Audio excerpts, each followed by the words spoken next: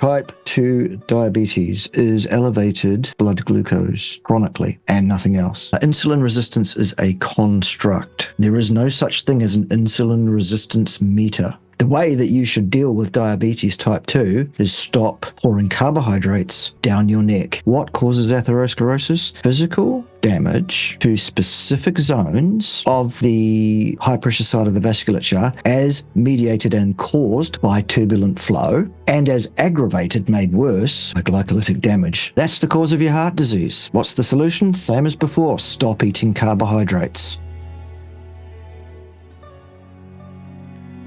Guys, I've got Professor Bart K here with me. Thank you for having this discussion. Professor, there's a couple of things that I wanted to have a chat to you about, and it's really around nutritional science and a couple of things that people have got, a misunderstanding about. And one of those things is type 2, or let's just say diabetes, because before watching your videos, I had a different perception of what diabetes is, what the pathology is. And after watching a few of your videos, my views have changed around it. So could you please explain to the public here what diabetes is and what it isn't? Well, thanks for having me. It's really a pleasure to come and cross-pollinate, and glad to be here. Right. Type 2 diabetes is elevated blood glucose chronically and nothing else. That's what it is. That's how it's diagnosed. That's the pathology, and that's the thing that any interventions that are suggested are supposed to have an effect on. Let's get this blood sugar down. So that's the pathology. That's what's wrong. That's what they're trying to fix. That's what they're diagnosing. That's what it is. Blood glucose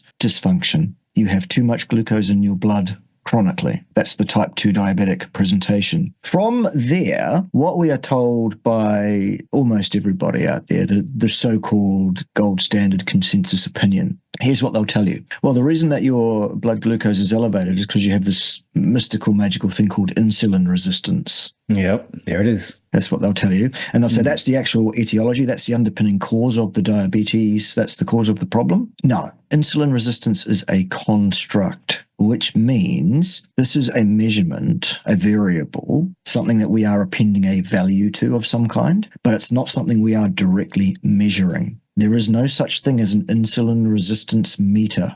You cannot, well, you can do a Google search if you like and see if you can find a company that makes a Google resistance, that's what they really should make, an insulin resistance meter. Yeah. You won't find one. They don't exist. This is not a physiological response. This is not an actual thing. This is not a phenomenon. This is a construct. It's an idea.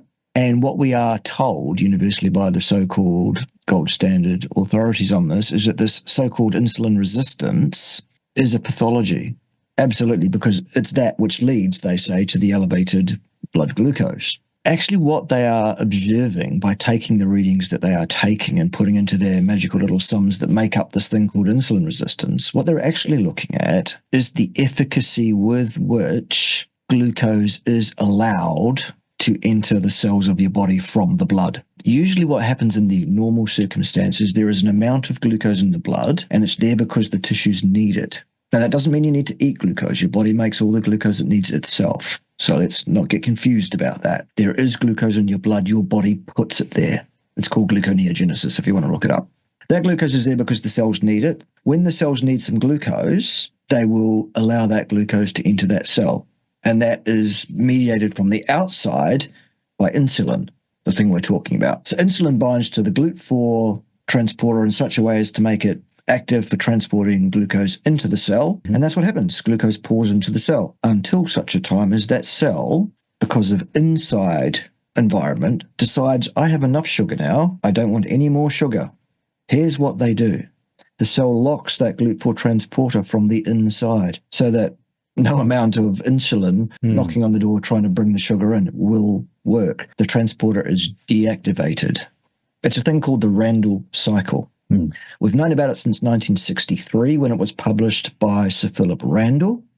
It's a piece of physiology that you won't find in many textbooks. You won't hear it being discussed by those in the know, so-called, in physiology. It's been largely swept under the old carpet there since 1962 or 3. My opinion on the reason for it being swept under the carpet is because it ran at odds with what Ancel Keys was saying at the time. And Ancel Keys was a very powerful figure by then, and it was Ancel Keys and his influence that stomped on this thing, I would suggest. Nonetheless, it is a thing. It does exist. It is part of your metabolic process, and it's designed to protect your cells from glycation. Yes, it's a damage called glycation. It's glucose and fructose molecules binding to the various structures of your body, your cellular structures, the proteins and things like that, thus changing their conformation and interfering with their function. It's a form of progressive tissue damage that leads to the complete dysfunction of your tissues. Not a good thing. So how we protect our cells from that damage is we make sure that the amount of glucose entering the cells is limited. And then we have a sacrificial lamb, if you like, or a sacrificial anode, if you want to think in nautical terms, where you have the red blood cells and the cells that line the vascular tree, the endothelial cells. Those can get damaged by high amounts of glucose and fructose, but that's okay because every X number of days, about a month, you're going to slew all of those cells out of there, the red cells and the endothelial cells, and they're all going to be replaced with new ones. Because those cells are very simple, they're very easy to reproduce very quickly. They actually derive directly from CD34 plus adult stem cells, as it turns out. Isn't that interesting? We'll talk about those later if it becomes relevant to this discussion. So what your cell is doing there is locking the door from the inside to say, I've got enough sugar, thanks, we don't need any more. And if you continue to pour sugar into the bloodstream inappropriately, that will have the toxic effect of destroying your red blood cells and your endothelial cells, but it won't do the same level of damage to the more important tissues. So that's what's really going on. Nothing to do with this so-called insulin resistance. That's just nonsense. Okay. It's your body doing exactly what it's designed to do. Your genes are reacting to the environment in which they are placed at the time. Right. Basically. Right. They're doing exactly what they should do. Those genes having survived at least 3,800 million years. Probably much longer than that, it seems. So that's that one. Insulin resistance? No. So to wrap it up, it's really not an issue with insulin, the hormone. That is not the pathology. It's about elevated blood glucose levels. So the way that is typically diagnosed is through blood testing, the HbA1c levels, or, a continuous glucose monitoring over a period of time. Yep. Now, I want to get into, should I say it's an issue or something that's sort of popped up around the carnivore community, is that people sharing their blood glucose results or their A1Cs in, public forums like Facebook groups and whatnot. And they ask, is this going to be a concern? Because when I went on a carnivore diet over a period of time, my HbA1c levels were elevated to a point where a medical professional could diagnose that as a pre-diabetic. Could you explain sort of how that works and why we shouldn't or should worry about it? Right. Yes. When the thresholds are devised by those in the medical fraternity, for want of a better term, they are talking about an average value of damage to the red blood cells due to glucose derangement, the HbA1c value. That is a blood test that makes a number of assumptions. It assumes that your red blood cells have a lifespan of X number of days. There is good initial evidence that's now being published in recent months in the literature to suggest what we have suspected all along, which is that in the case of a person eating a purely carnivorous diet, or close to that even, that person's red blood cells tend to live longer. Ergo, the most basic assumption of the HbA1c test is invalid for a carnivore eating person. It will be elevated because of the fact that the lifespan of the red blood cell exceeds that to which would be expected were you eating a standard diet. Ergo, there will be more collection over more time of more glucose and the A1C will be artificially elevated. Yeah. Okay, so that's no good as a measurement. What you really need to do as a carnivore is to trace your blood glucose using a CGM, a continuous blood glucose monitor. Why do I say that? Here is why. That average value for A1C that they give you in the medical profession, yes, above this value means you are diabetic. Below this level means you are pre-diabetic, and lower than that is normal. Yes. And they have threshold cutoffs for what that value is. That doesn't mean that average value across time is what's doing the damage, because a person eating a standard diet has a blood glucose that will go up and down and up and down and up and down and up and down throughout the day, every single day of their lives, by virtue of what they're pouring down their necks, carbohydrates. Yes. unnecessary carbohydrates that are causing these huge spike and trough situations in that person's blood glucose level. Where the damage is being done is up here at the peaks, not here at the average value that would result if the peaks were up there and the troughs were down there. In your case, Joff, as a person that eats a carnivore diet, your blood glucose line is pretty flat, vastly flat compared to anyone on any standard diet. So there's no evidence extant anywhere in the literature, anywhere that can suggest to you that an A1C of even 6 as a carnivore eater is problematic or is likely to subject you to any risk of anything whatsoever, ever, over any time frame. It's a false interpretation of a test based on assumptions that are false. The underpinning logic is entirely flawed, therefore the assertion is flawed. Does that make sense? That makes total sense. And I do wish that people would watch this video and watch your other videos on this, because Me too. If you haven't already, watch Bart's videos on his YouTube channel. Indeed, please do. Before we move off insulin and all of that, though, if we're going to, we do need to make it clear that I'm not saying, and I never have said, that chronic hyperinsulinemia is not in and of itself a problem. It is. Yes. So that's as distinct from saying insulin resistance is a thing and it's the cause of diabetes, which it isn't. There is no pathology. The body is doing what it should do. The way that you should deal with diabetes type 2 is stop pouring carbohydrates down your neck, period. That's the cure. Nothing else, just that. And wait, because it will take time for your body to heal. Why didn't it fix itself overnight then if this advice is so good? Well, how long did it take you to mess your health up? Yeah, that's all right. Anyway, right, done with that. Cool. Done with that. Well, thank you. That will be very good for people to hear that message, because it's still something people misunderstand, and it's crazy that it still goes on, because, like you said, this is not new information. Like this has been going on for decades. You know, the sort of research behind it. Now, next topic that I want to talk about, the next misunderstanding that people get around, is the cause of heart disease. And I know this topic has been hot of late because you've made a recent video undertaking a response to someone online about this. But the cause of heart disease, cholesterol, lipoproteins, and saturated fats, are they the causal factor for heart disease? Absolutely, unequivocally, definitely not any one of the things you've just listed. No. None of those things cause heart disease to occur. How can I back that up logically? Which research papers will I tap for that? Because I never give my sources, therefore I'm not credible. Apparently, no, it's the sources that are not credible. Let's do this with basic logic, shall we? Here it goes. Where do atherosclerotic lesions occur in the vascular tree? Stick my hand up here. Yep, please. In the high pressure side, the arteries? Correct. Okay. Do atheroscleroses ever develop on the low pressure side of the vasculature, the venous system? No. Is the venous system responsible for carrying the same blood that was carried out that direction by the arterial system? Yes.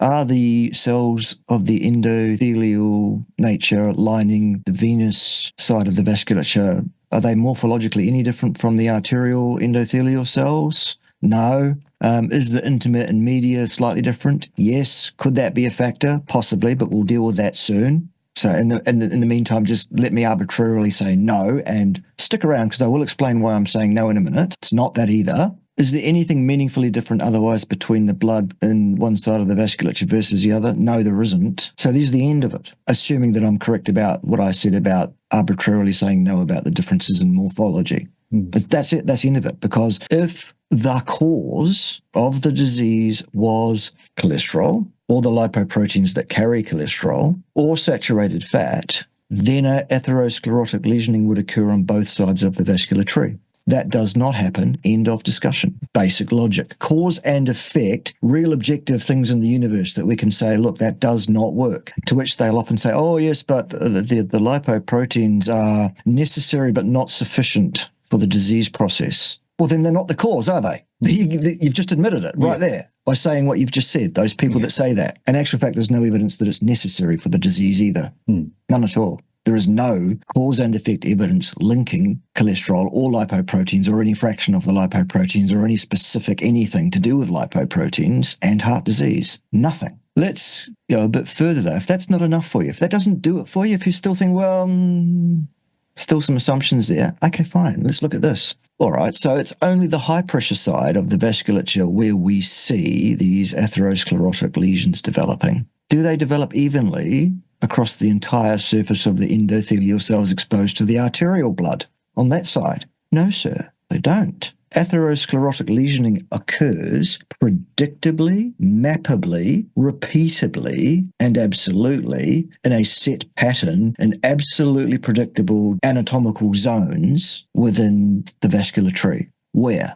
At bifurcations where a vessel splits in two, and at curves such as the aortic arch, for example. All right. What is coincident with that pattern of atherosclerotic lesioning?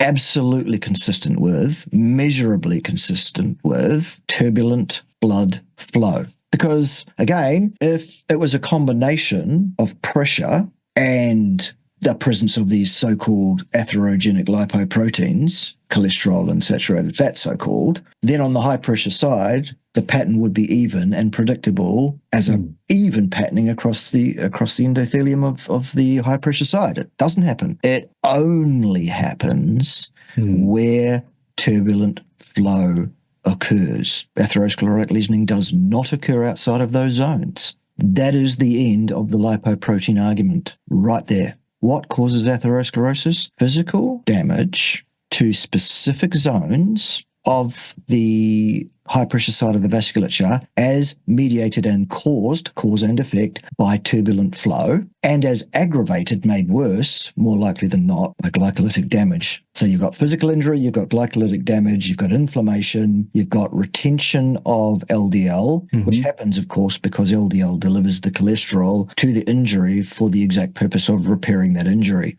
Most people don't know that 50% by weight and volume of every membrane of every cell in your body is cholesterol. And the only way to get it there is to deliver it using LDL. LDL is the fireman at the forest fire, not the arsonist. So that's the deal on heart disease. It is caused by turbulent blood flow, which is most powerfully and predictably moderated by one's blood pressure. There it is. Now, remember how I said before that chronically elevated insulin in the blood might be a problem? Here it is. If you have a high level of insulin in your blood, that causes your kidneys to be unable to excrete sodium. That will have an effect on your blood pressure, causing turbulent flow in your vasculature. The way that you get insulin up in your body and keep it up all the time is to pour carbohydrates down your neck, which also cause glycolytic damage to those cells that are being physically damaged by that turbulent flow. That's the cause of your heart disease. What's the solution? Same as before. Stop eating carbohydrates. There you go. I should get a Nobel Prize, frankly, for that, but I won't because I can't charge anybody millions of dollars for a drug that'll cause this to occur. You just need to stop eating carbohydrates. That's it. It's an easy fix, hey? Yeah, it doesn't cost a thing to do. And it doesn't cost me a thing to tell you that that's what you need to do. What it will cost you is a bit of time to check into what I've just said and try and find a hole in it anywhere. Because I'll tell you what, some pretty high-level academics have been trying to poke holes in me for 20-something years and not one of them's achieved it yet. Logic. There you go. There it is. And no citations required. None required at all. None required. No. Oh, gosh. Well, look, that is a really good segue into what I wanted to get into next, because on top of that, the other toxins we pour down in our necks as well, like seed oils and stuff like that, they would, of course, cause damage to our cells as well, right? Yes, absolutely. And we do this for, a lot of us who've lived in this modern society would have eaten these foods for decades. Yeah, so the 40 damage. years I did it for 40 years before I woke up. Yeah. And so the damage that would have been sustained, it's pretty easy to imagine. And it's quite reflective of how society looks like right now in terms of their health and well-being. Yeah. Doesn't look too good. But you touched on this earlier on when we're talking about diabetes, is the, adult stem cells that just popped out of there. What are they and how do they fit into the equation in terms of, how the body works? Awesome question. Love it. Well, here we go. Inside the bone marrow of your long bones, you will find a population of what's called CD34 plus adult stem cells. They reside in your bone marrow quite happily. They live there basically as an immortal cell line because they have telomerase. We'll get to that another day. And they will sit there and wait until they're needed. And when they're needed, your body sends a signal that they're needed, and they're released into the bloodstream, and the adult stem cell will tool around in the blood for a bit until it finds a tissue that needs repairing. So if that's an endothelial cell of your vascular tree, it's going to find it pretty quickly, and it's going to bind to that cell that's damaged, melt it down, recycle what it can, get rid of any junk it can't, and differentiate into a brand new cell to replace the one that damaged. It's your basic repair and renewal mechanism of the human body. Not only epithelial cells do these CD34 adult stem cells become, they also turn into red blood cells, white blood cells, immune cells, and in fact any other cell in your body whatsoever of any kind except sperm or eggs, which is probably a good thing. Yeah. Who wants those? Not me. Here's the problem though. Also encoded into your genetic structure is a biological clock that gauges your actual biological age. How does it do that? Well, all the cells in your body have a set amount of time between generations, and when that time is up for that cell line, each cell will split into two because one of them is probably unviable or whatever else. There have been other cells that have been lost before they managed to. So to keep cell numbers the same in a tissue, we have to continually replace cells that are dying off. Yeah. So that's this binary division thing every X amount of time. And it's the number of generations of splitting in half that the body tracks to decide how old you are biologically. How does that happen? On the end of every chromosome in your genetic structure, there's a little length of DNA on the end of it. It's like the aglet on the end of a shoelace, that plastic sleeve that stops the shoelace fraying. Aglets. Okay. They're called telomeres. Every time a cell divides, a portion of the telomere is ejected. It gets shorter. When the telomere reaches a certain critical short length, that tells that cell to no longer divide. So when it dies, that's the end of it. It's not replaced. Unless a CD34 adult stem cell gets there in time to replace it with a brand new cell that, by the way, because of the telomerase in the adult stem cell, has a biological age of 0. It's brand new tissue. Now, I'm not saying fountain of youth, these stem cells. I'm just saying, well, you do your math on that and work that one out. The more tissues in your body are tissues that have been replaced by adult stem cells, the younger, in effect, you're going to be, the tissues of your body, in effect. Here's the problem. The thing that's encoded into your DNA, along with here's the clock, as that clock gets shorter, as those telomeres get shorter, the other thing that happens at the same time is your ability to release adult stem cells drops, just when you'd need it more. Why does that happen? Well, because the natural design is for you to have a set lifespan, to pass away and leave space for the next generation. You're not supposed to live forever. So it becomes harder and harder and harder for your body to release the stem cells. Your supply of them is the same as it was when you were born. You can't run out of these things, but your ability to get them to where they need to be drops. And that's a real problem. However, there's a solution. Isn't that great? Do you want to tell us about it? Well, there is a solution because there is a product out in the market that can actually help or enhance the release of adult stem cells. That product is called Stem Enhance Ultra by Cerule, which you can purchase through any of your independent business owners that you see online. I've also got my own IBO as well, which I will post in the video description wherever I post this on social media. It's so underrated, this whole space of adult stem cells, because people often look at these sort of other health hacks like, let's go on a carnivore diet. Well, yes, the carnivore diet is going to help you with, lowering inflammation and getting your body to a state where it is designed and supposed to be functioning. But it's the adult stem cells that do the repair and renew of the damaged cells caused likely by, the lifestyle you've lived prior to eating a carnivorous diet. So that's why I think it's such a game changer. And it was a game changer for me as well. Basically, what is it? Okay, Stem Enhance Ultra is the flagship product. And what it does is it causes your bone marrow to release vastly more of the adult stem cells than it otherwise would have done. You will not run out, you cannot run out. But what this does do is reinvigorate your ability to repair and renew your body to more like what it was when you were a much younger individual than you are now. Isn't that awesome? Cool. I'd get onto that yesterday. Best thing to do is to get what we call a wellness pack. It's got Stem Enhance Ultra, the flagship product. It also contains Cyactive, which is an anti-inflammatory, and Plasma Flow, which is a blood flow optimizer. Put them together in a pack. Looks like that.